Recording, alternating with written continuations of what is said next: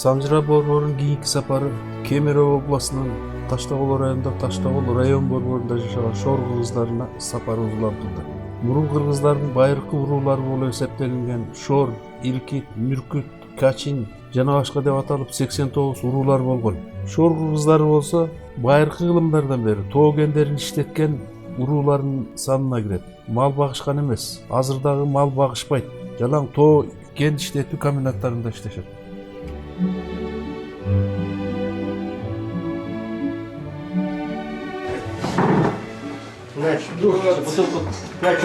Таштагол районунун шаар баштыгы Мария Охранова Идигишеванын үйүндө конокто болдук. Бул үйгө чейин Алтай Республикасынан Алтай жазуучулар союзунун төрагасы Боронтой Яңгыбыш Бедюров бизди коштоп узатып келди. Спасибо большое. Нет, еще раз надо для камеры. Да, для камеры. Сиз заметьте, да, то что-то я ждал. Күтүп аткам да тиги Мария Охрановна. Сиз бияка берип койсоңуз. Нормально чыгып койсоң. Нормально. Да. На нашей дирекции. Тише, потише. Сейчас еще раз. История, как говорится, если перевести. Личный вам подарок. Кыргызский сувенирный шахмат. Она никогда не теряется, никогда, в общем, не ломается, в общем, вечно можно играть в это. Ого, блин, ничего, какой здоровый. Чуть-чуть повешать можно, что ли? Абшах это не настоящее название. Абшах это дедушка. Это вы почтительно. Абушка. Вы называете настоящее имя. Абушка, Абшах это почтительное имя. У нас это есть. Мы его почитаем. У нас есть деревня Апшьяхту, это значит там, где водились медведи. А я сначала думал, что это место, где жил старик, а на самом деле это медвежье место. Апшьяхту. Ну и задним скажу тост, да? Хорошо, давайте. Ну, біз әйдіре чапс, біздің қарындаштар келгендер. Ну, қарындаштар, да? Біздің әтшілеріміз келділер. Матап чақшы пазарлар. Біз көрербіз. Нәрі келген ұжын біз матап өріншапыз. Бұдай бұл мінді чақшы чөркер пазвалар біздің чозақтарымыз. Біз қағаны номер стар. Ой, я сказала, что хорошо здесь привезли. Ну и написанное подарить потом нам. Хорошо, да. Счастье. Ну, абырғаз күчелер, матап чақшы, чадар, мындай күліктер, паштер, матап чақшы керсе болсын, чолырың ашық болсын, чолырың ары болсын, идайчабыз. Матапчы күліксер. Но говорю, что пусть белый дорога светлая, молодцы. Чтобы это... Молодцы. Такой идея пришла в голову. Это же вообще замечательно, да? Да. Обойти все тюркоязычные народы, написать это. Все тюркоязычные же получается, да? Молодцы. Получается 40 томов, 40 или что, 40 ваших этих... 40 родов, 40 томов. Да, ваших? А вы нас куда отнесете, я не понимаю. А вы к нам? Они не случайно приехали. А то родственники. Место, может, не найдется. Ваши роды на каждой книге будет. Да? Да, каждая книга будет. Каждая книга. Алтайские роды. Вы должны вот объяснить, какие роды у вас есть. Арга, Кобы, это все должно быть. Ну там подарок еще будет. У Сергея Владимировича там тоже хороший подарок лежит, но он так у нас там лежит. А вот это от нашего дома. Кто заходит в дом, уже знает про Антон Янкович, что у нас обязательно должен быть какой-то подарок замечательный. А это поясочек с национальными орнаментами, написано, что горная Шория. Çok rahmat. Rahmat. Sizlerden andaydı. Alkışlı. Алкыш болсын. Это правильно? Вот вам лично тоже вот такой вот этот магнитик. А вот это Бранту Янгевич. Бранту Янгевич мы вам уже не дарим поясочек. Поясочек, я свой человек. Бранту Янгевич, мы вам еще вот такой подарим. Ну зачем? Я же обратно поеду.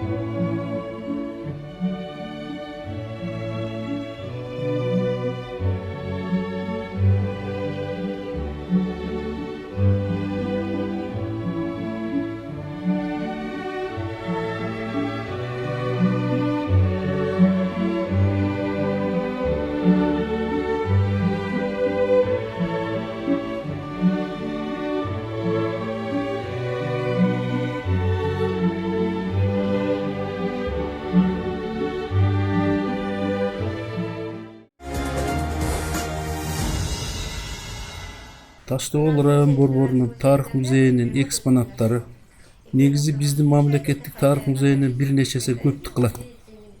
Ал эми Кемерово облусу боюнча шор кыргыздарынын саны болгону 32 000 кыргыз болуп эсептелинет. Ушундай салыштырмалуу тескери көрүнүш кээде адамды ойлонтурмайынча койбойт. В середине 19 века на территории Горной Шори шла активная миссионерская деятельность. И отец Василий Вербицкий, он не только крестил, но и внес большой вклад в развитие науки. Он подробно описал фауну и флору Горной Шори, и все свои данные отправлял в Московскую академию. И также он является автором и составителем словаря алтайских и ладахских наречий. Иоанн Штыгашев – это его ученик.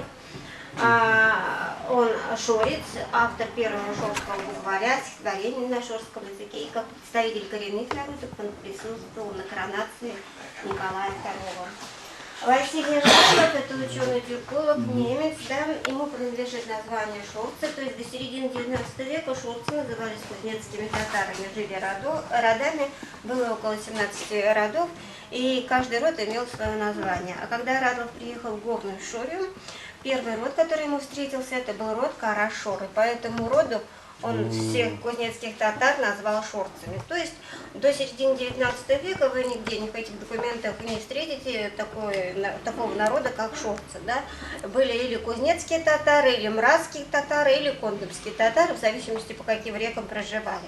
Ну вот Василий Радлов внес новый термин в название этого народа, и с середины 19 века кузнецкие татары стали называться шорцами.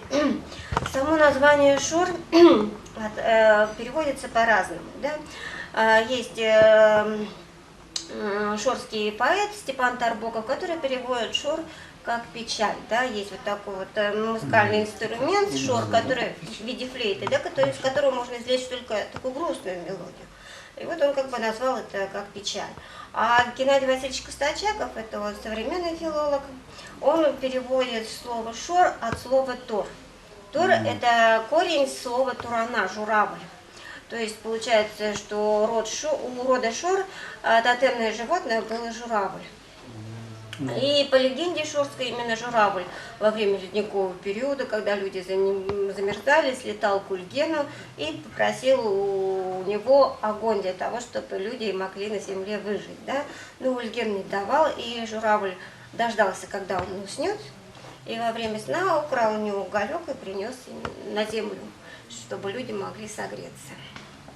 Надежда Теренкова – это ученая, она работала в 30-х годах 20 века, когда вышел указ Сталина о том, что все народы России имеют право на развитие своей культуры, языка. Студенты Ленинградского университета были отправлены на различные точки России.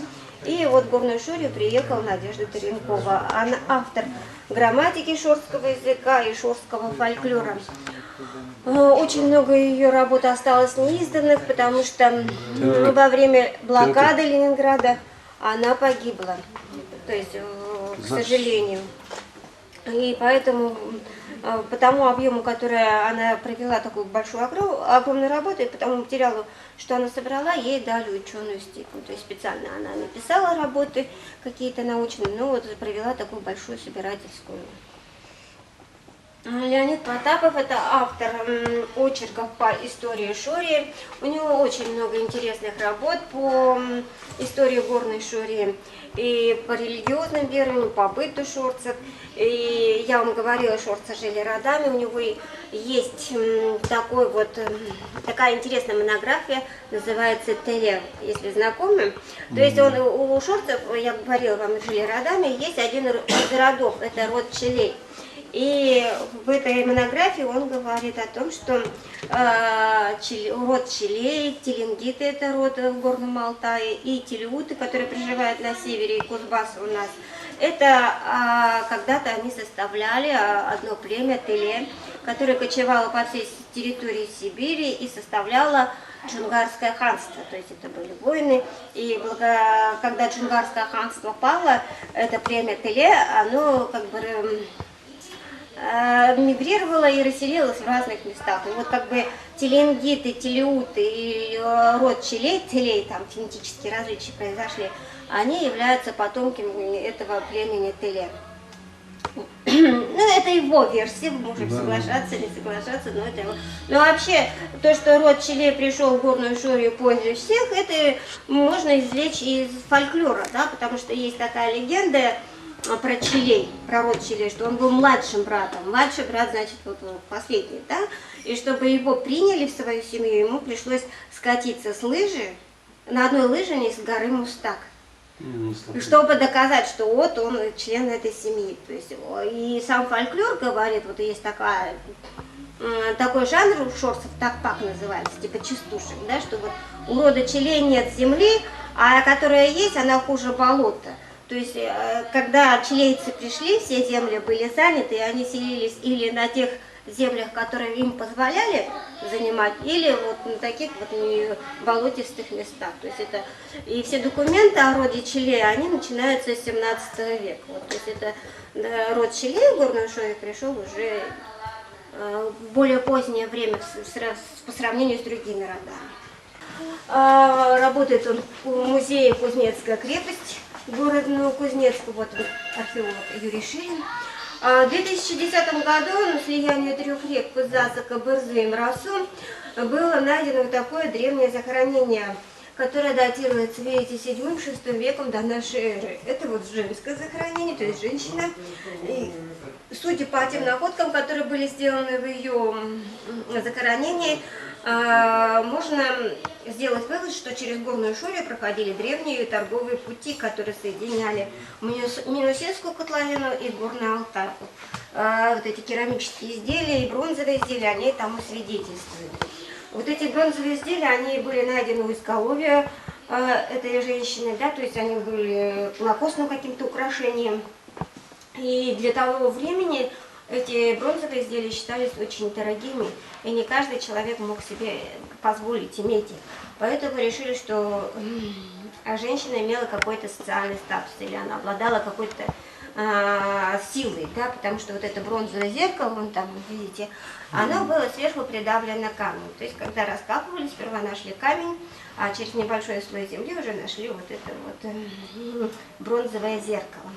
И есть такое поверье, что детям до года нельзя смотреться в зеркало, да, потому что они еще ходить не могут, и они находятся на грани двух миров, да. И поэтому вот это вот поверье идет с древности, да, потому что вот люди, которые обладали вот такой вот силой, они могли потом даже через вот эти культовые предметы забрать душу, да, и поэтому вот камень служил знаком предупреждения о том, что здесь захоронен не простой человек.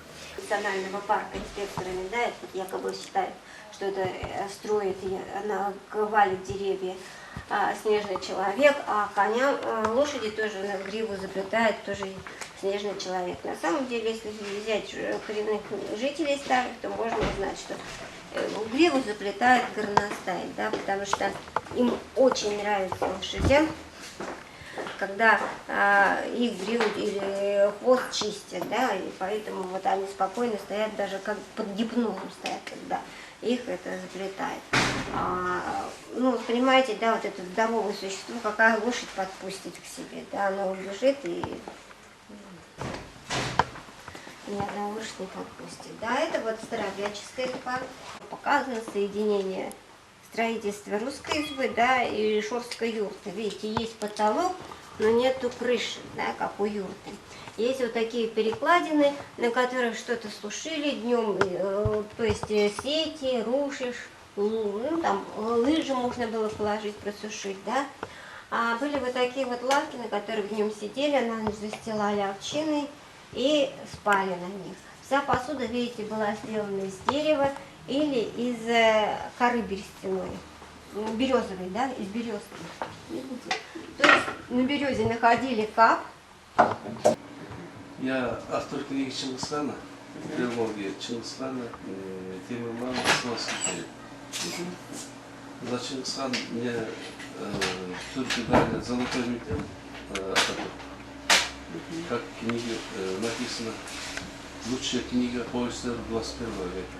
Таштоғыз шаардык музейинин директору Шихалева Надежда Григорьевнанын кабылдамасында болгондо Надежда Григорьевна бизди жылуу кабыл алып көп өз ара сүйлөшүүлөр болгондон кийин сиз бир чети картограф экенсиз. Бул китепте түрк, перси, алтай, фин-угурлар тилинде мынча проценттерден турат. Ал эми мынабу непонятным языкка жазылган деген терминдерди сиз түшүнөт болсоңуз деп китепти берди. Ал китепти карап окуп көрсөм, ал жалаң кыргыз тилинде жазылган китептер экен. Бул китепти мен бияка алып келип кийин 2015 жылы Тоолу Шор кыргыздардын географиялык топонимдик орусча кыргызча сөздүгү деп жарыкка чыгардым. Элистых ползар, чакши чадар, пистың аргыштыр ползу. Будьте нашими друзьями. Счастья. Спасибо. Спасибо, большое спасибо.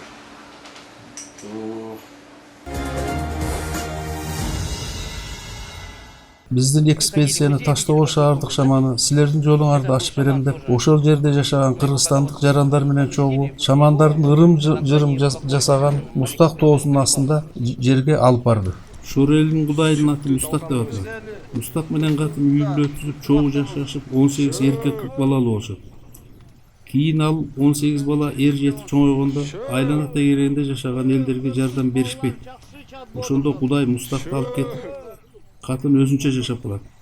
Кийин катын Кудайга арызданып, Мустак күйөөсүн издеп Кудайга барганда Кудай мынтип айтат: "Силер 18 эркек балалуу болдуңар, бирок балдарыңар эч кимге жардам берген жок.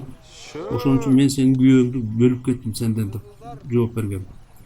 Эми мынча арызданып келгенден кийин мен да бир шарт коём. Күйөөңдү изде, бирок көзүңдү таңып алып изде деген. Ал азыркы ушу Тоолу Шория аймактарын, андан кийин Түндүк Алтайды, Түштүк Алтайга чейин издеп, Түштүк Алтайдан бир зоодон учуп өлгөн. Ошол жер катын учуп өлгөн жерден баштап катын дайрасы башталат. Ушул Тоолу Шория аймактарын айланып өткөн бий дайрасы катын дайрасына кошулган жерин кыргыздар ал кезде бий дайрасы катынды өптү дешкен. Ошол кошулган жерден баштап өп дайрасы болуп Түндүк Музакиянына чейин аталган. Орустар келип жайгашып, булардын өө деген тыбышы жок болгондугуна байланыштуу өп дайрасынын ордуна оп дайрасы болуп аталып калган. Kırgızlar daima bilimdikli olalım. Kırgız elinin tarihine çıktık. Yolumuz açık olsun. Vardık. Evraziya'da aymaklardaki bizden yolumuzda yoldagon Türk elleri bizde koldosun. Uşuğa vardık dünyamızı gelişine tuğra düşünsün. Yazılgan tarihimiz iyilikli ek tilde kotorulsun. Elimiz daim жақшылықта болып, ынтымақта болып, тыныштықта болып, экономикасы өйде жоғарыласын. Тыныштық, шындық, адилет бүт бардығы Кыргыз ел арқылы орнатсын.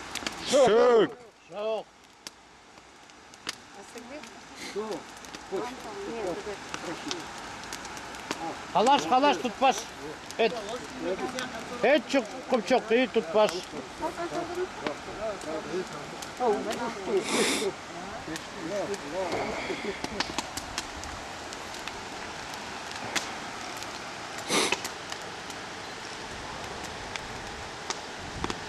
Чтобы ваши пожелания все сбылись.